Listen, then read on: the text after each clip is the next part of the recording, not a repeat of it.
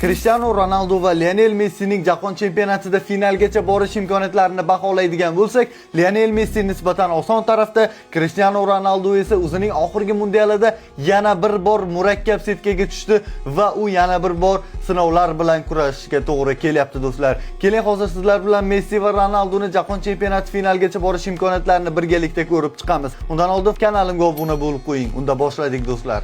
Xo'p do'stlar, jahon chempionatining guruh bosqichi yakunlangach, jamoalar ikki tarafga saralandi va Lionel Messi va uning Argentinasi tarafdan nisbatan osonroq terma jamoalar yig'ilib qoldi. Bu yerda Leo Messi finalga borguncha eng murakkab bo'lgan raqiblar faqat Angliya va Braziliya bo'lyapti, tan olishimiz kerak. Qolgan raqiblarga keladigan bo'lsak, Argentinaning darajasi ularni yutishga bemalol yetadi. Cristiano Ronaldo va uning Portugaliyasi tarafga qaraydigan bo'lsak, murakkab raqiblar yig'ilgani bor gap. Bu yerda Fransiya, Belgiya, Ispaniya, Germaniya, Niderlandiya kabi terma jamoalar bor. Bo'libam Portugaliya play-offda nimchorak finalda Xorvatiyaga duch kelgan do'stlar. Xorvatiyani yutib chiqqan taqdirda ular Ispaniya bilan o'ynashi mumkin. Ispaniyani yutadigan bo'lsa, Belgiya bilan o'ynashi mumkin. Belgiyani ham yutib chiqadigan bo'lsa, Fransiya.